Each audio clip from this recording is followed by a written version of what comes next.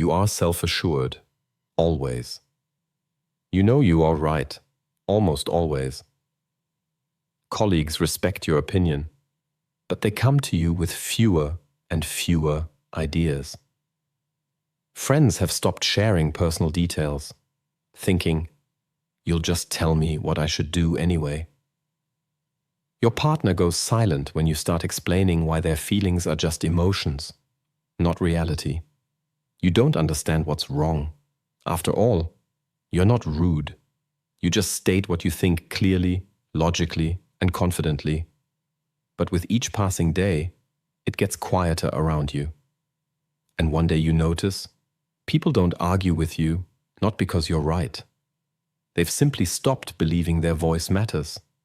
And you still think you're in control. In reality, you're not. Your ego has become a quiet dictator, filtering reality, cutting off inconvenient voices, and masking fear with a cloak of confidence. Now imagine the paradox. The more self-assured you are, the harder it is to hear the truth.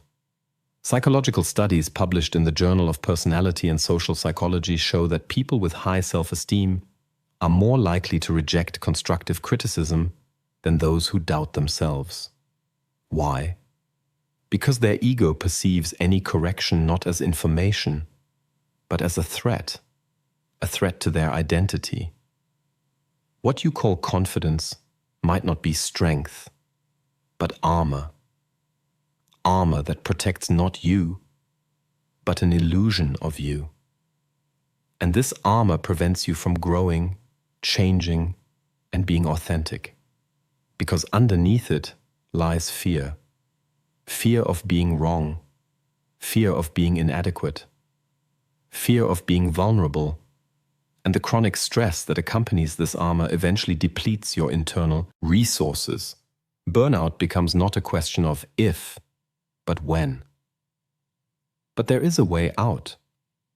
It begins with one simple step: seeing what truly drives your reactions.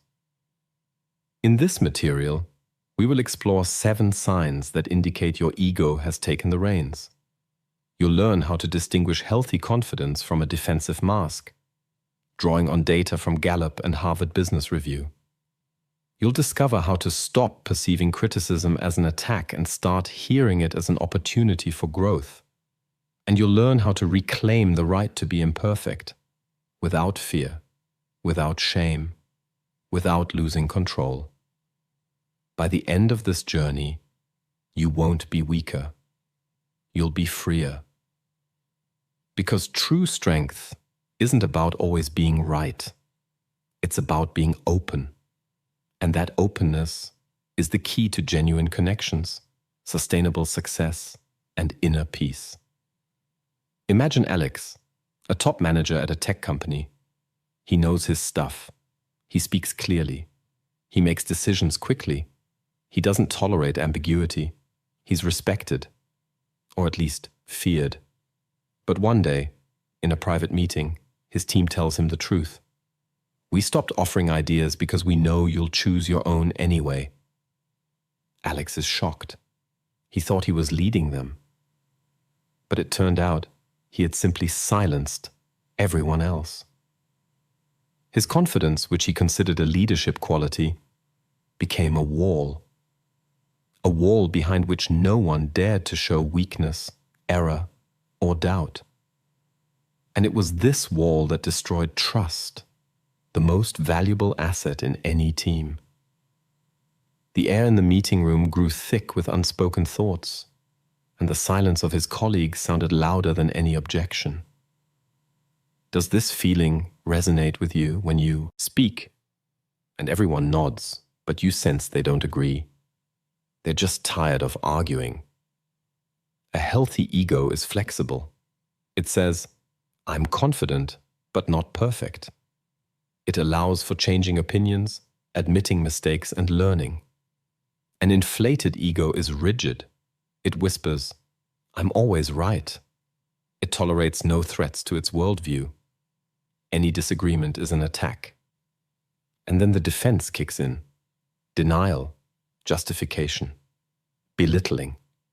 This isn't strength. It's fear in a suit of confidence.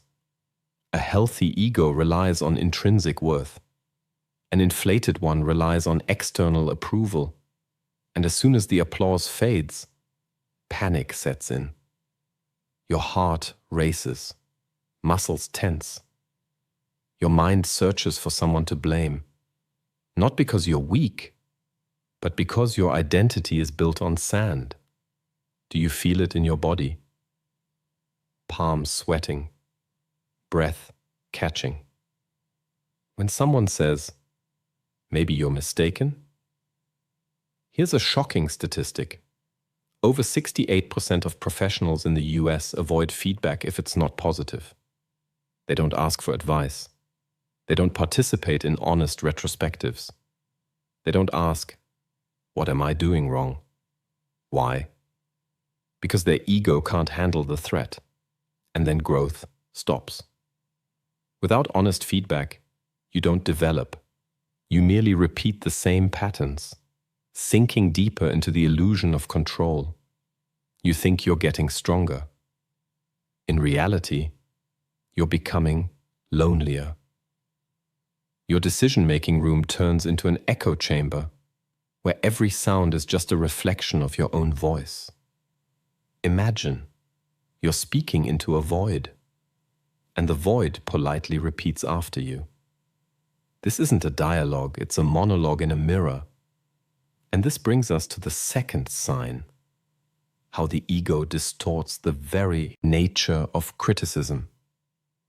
Because when you can't accept feedback as information, you start hearing only an attack. Even if it's gently phrased, even if it comes from someone who wants to help you, your ego is already on high alert. And then the next phase begins, not just defense, but a distortion of reality, where every piece of advice turns into an accusation, and every comment into a betrayal. You stop distinguishing intent from form, and in this fog, you lose the most valuable thing, the opportunity to learn from others. Look at your last arguments. Were you listening or just waiting for your turn to speak? A meeting. A colleague cautiously suggests, "Perhaps we've overlooked a risk in this scenario." You nod. You smile. You even thank them. But inside, there's anxiety. You're already formulating counter-arguments. You're already deciding whether to include this person in future discussions. Your fingers grip your pen, knuckles turning white. Your breathing slows. You're not listening. You're pretending. This isn't malicious intent. It's autopilot. Your brain instantly asks one question: does this threaten my self-perception as competent? If yes, the data is discarded, distorted, turned into proof of someone else's incompetence. Neuroscientists at MIT call this prefrontal cortex shutdown, the area of common sense. Instead, the amygdala, the fear center, takes over. You're no longer thinking, you're defending yourself, as if under attack, even though you were simply told, "Pay attention." Does this feeling resonate with you? When you nod, but are already formulating a response. When you listen, but don't take in a word, Harvard Business. Review studies confirm that 8 out of 10 managers enter defensive listening mode at the first sign of criticism. They're not stupid. They're scared. And the most frightening part is, they don't realize they're pretending. You think you're open, but in reality, you've already passed judgment. And then criticism breaks through. The armor cracks. What does the ego do? It either attacks or flees. You start speaking louder. You interrupt. You belittle. You just don't understand. Or you fall silent. You retreat into yourself. You disengage. Because for an inflated ego, there's no third option, only victory or defeat. There's no dialogue in this world, only a battle for righteousness. Remember Alex? He also thought he was listening until his team told him the truth. You're not listening. You're pretending. And every time you do that, you lose not information. You lose trust. The air in the room becomes dense, like a vacuum. People stop talking. Not because they have no ideas, but because they know their voice won't change your decision. It will only trigger your defense. Your body knows the truth before you do. Palms sweat. Heart races. Throat tightens. This isn't weakness. It's a signal. A signal that you've stopped being open and started being right. But what if you stopped defending and started listening? Not to respond, but to understand. Imagine you're not preparing a retort. You're just hearing. Without judgment. Without fear. Without an internal argument. In that moment, the ego retreats and space emerges for growth, for connection, for true strength. You're not listening. You're pretending. Acknowledge this, and you're one step closer to freedom. A shout or silence. You receive a comment from a subordinate and sharply cut them off. Do you even realize how many projects I'm managing? Maybe get your facts straight before criticizing. Your voice trembles, not from anger but from fear. Fear that your authority is a house of cards. In that moment, you're not a leader. You're an actor terrified the audience will see your hands shake. Now, another scenario. The same question. The same room.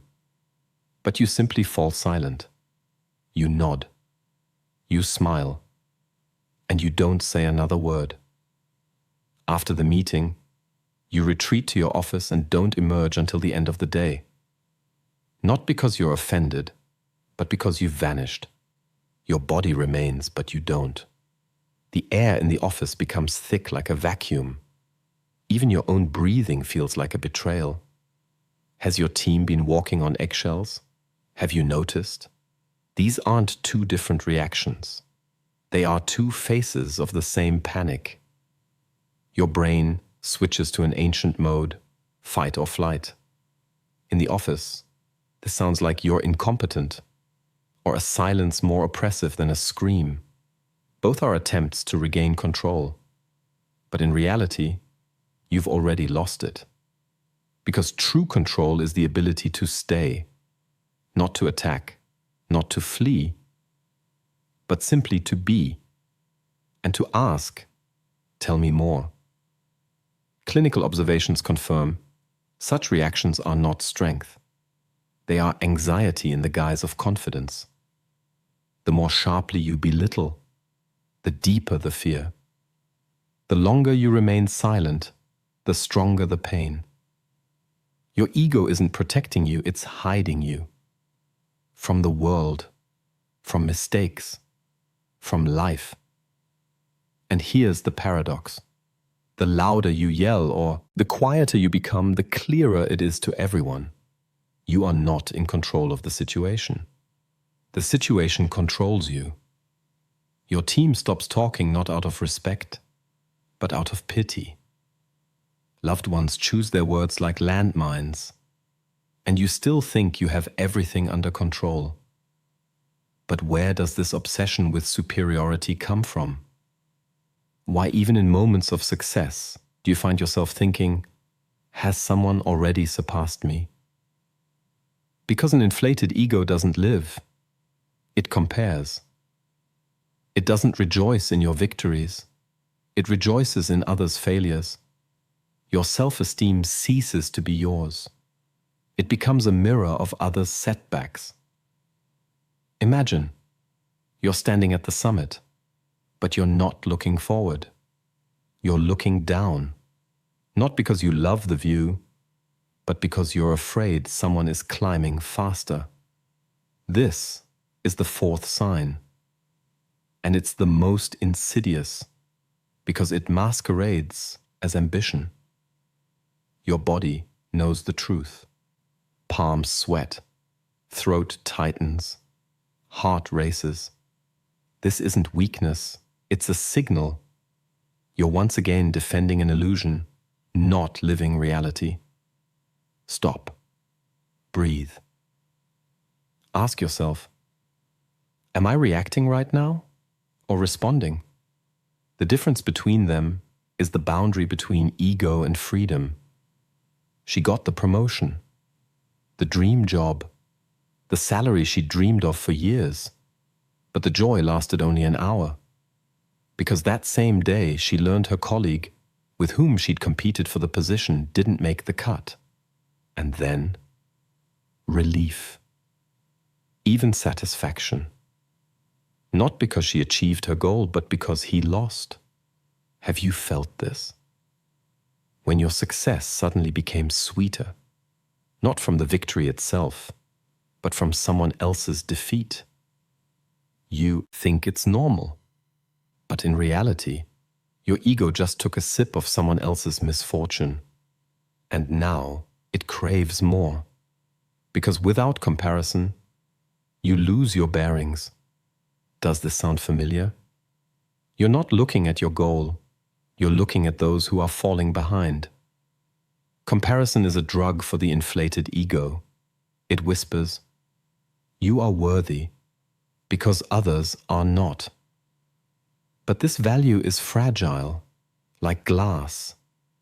Should someone overtake you, everything shatters. You start chasing new validations, new victories, new proofs of superiority. But the emptiness inside only grows. Because you're not building your house on your own land. You're driving piles into others' weaknesses. And as soon as someone stops falling, your foundation disappears. Research confirms that dependence on social comparison is directly linked to anxiety, burnout, and chronic dissatisfaction. You're not living, you're constantly measuring. Here's the key point. A healthy self rejoices in success for its own sake. An inflated ego rejoices only when it can look down on others. Are you genuinely happy or just relieved? Ask yourself honestly. If your joy vanishes when someone achieves the same, you're trapped. The ego doesn't want to grow. It wants to be superior. And in a world where there will always be someone smarter, richer, stronger, you are doomed to perpetual tension. Your peace becomes a truce. Your confidence, a pause before another race. And to avoid falling, you cling to control. You believe that if you plan everything, calculate everything, and hold everything in your hands, chaos won't touch you. But life doesn't obey plans. It's like rain. Drops fall unpredictably. And so you check emails at night. You rewrite presentations at 6 in the morning. You don't delegate, not out of perfectionism, but out of terror. Terror that something will slip from your influence. Because for the ego, uncertainty is a threat, and chaos is a sign of weakness. But in reality, chaos is life. And it doesn't need your approval. Stop. Breathe. Ask, am I rejoicing or just winning? The difference between them is the boundary between freedom and an endless race. Imagine, you check every line in the report, not because it's your job, but because no one will do it as well as you. You wake up at 5 in the morning to rewrite slides that have already been approved. Not out of perfectionism, but out of panic. Panic that someone will notice a crack in your control. Your fingers grip the mouse, knuckles white.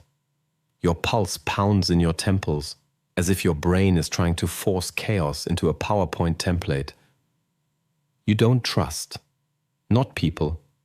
You don't trust life itself. Because for your ego, uncertainty is failure, and failure is the end. Does this resonate with you? When you can't let go of even a trifle? When delegating causes physical tension in your chest? This isn't responsibility, it's fear. Fear that if you stop holding everything, the world will fall apart. But in reality, it's already falling apart. People around you fall silent. Colleagues stop offering solutions.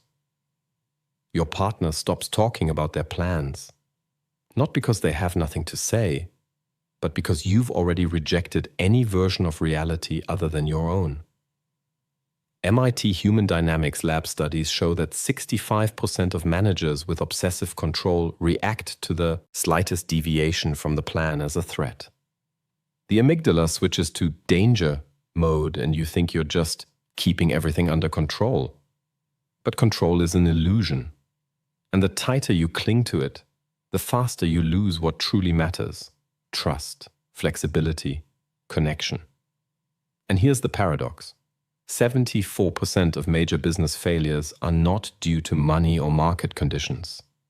They happen because a leader was so confident in their ability to predict everything that they ignored warning signs. They didn't listen. Not because they were foolish, but because their ego couldn't accommodate the thought, "I don't know." And reality doesn't wait. It bursts in like water through a crack, and it doesn't break the project. It breaks the illusion.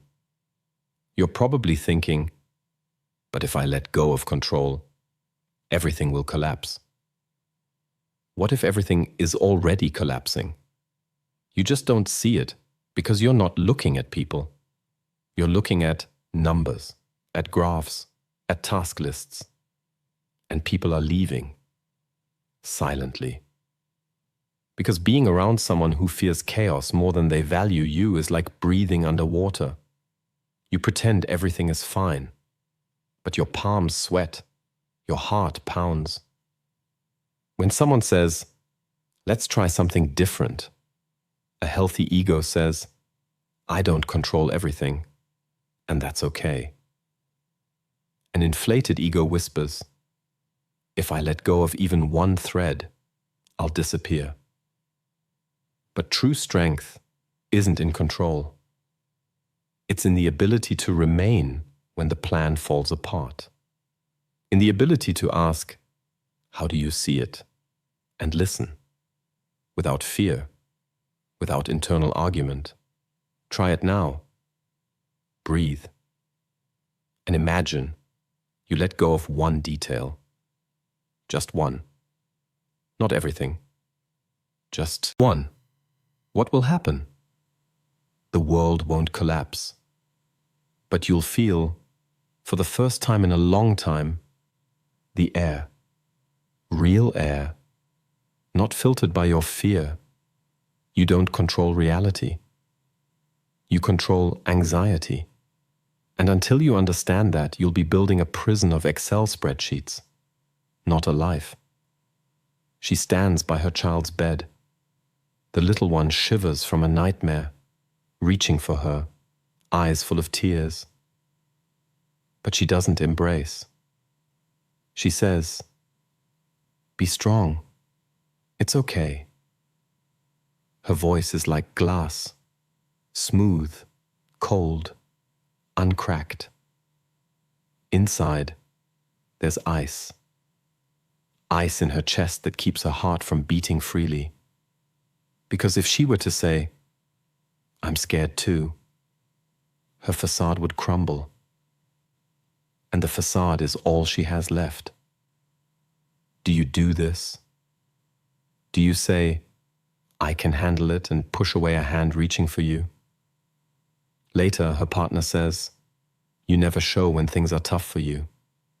She replies, "Why should I? I manage." But at night, in the dark, she sits alone. And she wonders, why does she feel so lonely with the people closest to her? The answer is simple. You don't allow yourself to be human.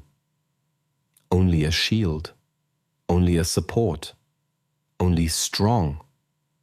But your soul yearns for something else, just to be held, to say, I'm tired. Have you ever said that out loud? Refusing vulnerability isn't strength, it's a shield. A shield the ego raises against the world, because vulnerability is a risk. The risk of being rejected, judged, underestimated. And for an inflated ego, any threat is a catastrophe. So you don't share fears, you don't ask for help, you don't say, I don't know. You build walls of competence, but walls don't protect, they isolate. True intimacy is born where you allow another to see your cracks.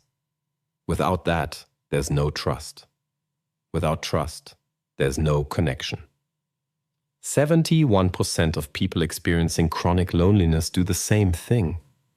They cut off vulnerability before another person has a chance to see it. Do you feel this? Palms sweating, throat tightening. When someone asks, "Are you okay?" you nod. But inside, a scream. Here's the paradox. Those who always manage are more likely to break down than others. 68% of such professionals live in a state of burnout. Why? Because their ego doesn't allow them to say, I need a break. It doesn't allow them to ask, help me. And so, day after day, the mask fuses with the face. Until one day, the body says, enough. And then the final mechanism kicks in, self-sabotage. You derail a project, you push loved ones away, you lose what you've built for years, not out of malice, but out of fear. Fear of being exposed as inadequate. Better to destroy everything yourself than to allow someone to see your tremble. Look at your hands. Are they clenched? Relax them. Breathe. And ask yourself, what if strength isn't in holding everything, but in letting go for just a moment? What if being authentic is the ultimate act of courage? You're not alone. You just forgot how to ask, stay with me. The project is almost finished. The team is on edge. The client is thrilled. All that's left is to approve the final version. But you can't let go. You keep finding new, minor flaws. The font is half a point too light. A comma is misplaced. The color doesn't breathe. You demand a rewrite of a section that has already been reviewed 3 times. Colleagues are tired. One of them says, maybe that's enough? This isn't improvement anymore, it's perfectionism. You sharply reply, if you don't see the difference, it doesn't mean it's not there. And the night before the deadline, you make changes that break all logic. At the meeting, the client blinks, confused. More questions than answers. The contract is postponed. And you stand in an empty office thinking, why did everything go wrong? But you don't look for an answer, because admitting it means admitting you're not in control. And that's unacceptable. Your palms sweat. You wipe them on your pants, as if erasing the very fact of the mistake. Does this sound familiar? When you yourself break what you've built for years? This isn't stupidity. It's self-sabotage. A complex psychological pattern where the ego chooses destruction to avoid vulnerability. Because the real risk isn't project failure. The risk is being seen as inadequate. As someone who needs to learn, make mistakes, ask for help. And for an inflated ego, this is unbearable. So it clings to false control, micromanagement, perfectionism, endless revisions. Studies in the Journal of Personality and Social Psychology show that for such individuals, the brain region responsible for physical pain activates at the thought of public imperfection. And then control becomes toxic. It doesn't protect success. It kills it. Now ask yourself, is the desire to be the best about ambition or about the fear of being not enough? If your worth depends on superiority, you'll never stop. You'll run until you fall. And even then, you'll say, I chose to fall. Better to destroy it yourself than to let someone see or tremble. And here's where it gets interesting. 74% of major failures are not due to competence, not due to the market. They happen because a leader preferred to destroy the project rather than allow their work to be improved without them. Imagine you're standing at the edge. In your hands is everything you've achieved, and you take a step back, not because you can't, but because you're afraid the world will see your tremble. But what if trembling is proof of life? What if true strength isn't in flawlessness, but in the courage to say, I don't know. Stop. Breathe. Look at your hands. Are they still clenched? Relax them. Allow yourself to be human. Not a shield, not an icon, just a person. And then, only then, will you stop destroying what you've built. The ego is not an enemy. It's an old guard who once saved you from ridicule, rejection, and loneliness. It learned to shout, I'm right, instead of I'm scared. But over time, it stopped protecting and started controlling. All 7 signs we've discussed aren't failures. They are beacons. Beacons blinking. You've identified yourself with a role. You are not your position, not your success, not your infallibility. You are a living person who is allowed to tremble. A healthy ego says, I can make a mistake. An inflated one whispers, a mistake will kill me. And until you hear that difference, you will build walls instead of bridges. But as soon as you notice the pattern, you're no longer trapped. You are an observer, and an observer is free. MIT data shows that those who notice their reactions in the moment are 42% more likely to truly grow. Not imitate growth, but live it. Here's what happens when you stop defending yourself. He sits in a meeting. A colleague says, your approach was too harsh.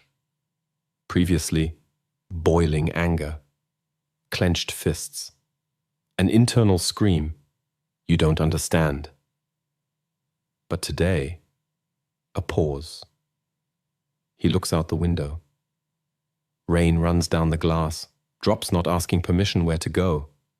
And he says, you're right. I was indeed focused only on the result.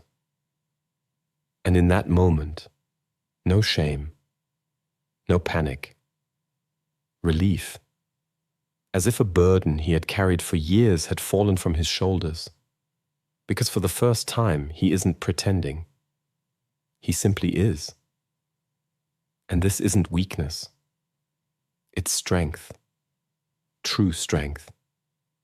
Have you felt this? When you stopped defending yourself and suddenly it became easier to breathe? Here's the turning point that changes everything. Freedom doesn't begin with confidence. It begins with accepting uncertainty. Because only where you stop fearing chaos does creativity emerge. Only where you allow yourself to be vulnerable does trust appear. Only where you stop identifying with success does growth begin. The ego doesn't need to be killed. It needs to be thanked. Thank you for protecting me, but now I can manage on my own. And gently push it aside, to make room for the true you, the one who isn't afraid to be imperfect. As coaches in Silicon Valley say, your strength isn't in your armor, your strength is in your openness. And now, to you. Have you noticed even one of these signs in yourself? Yes or no? Don't rush. Don't judge. Just honestly answer yourself. Because the first step to freedom isn't an admission of guilt. It's a quiet yes. Yes. I sometimes fear appearing inadequate. Yes. I catch myself comparing. Yes. I'm silent when I'm screaming inside. This isn't weakness. This is a beginning. The beginning of reclaiming your right to be human. Not an icon, not a shield, not a quiet dictator in your own head. Breathe. You're already on your way.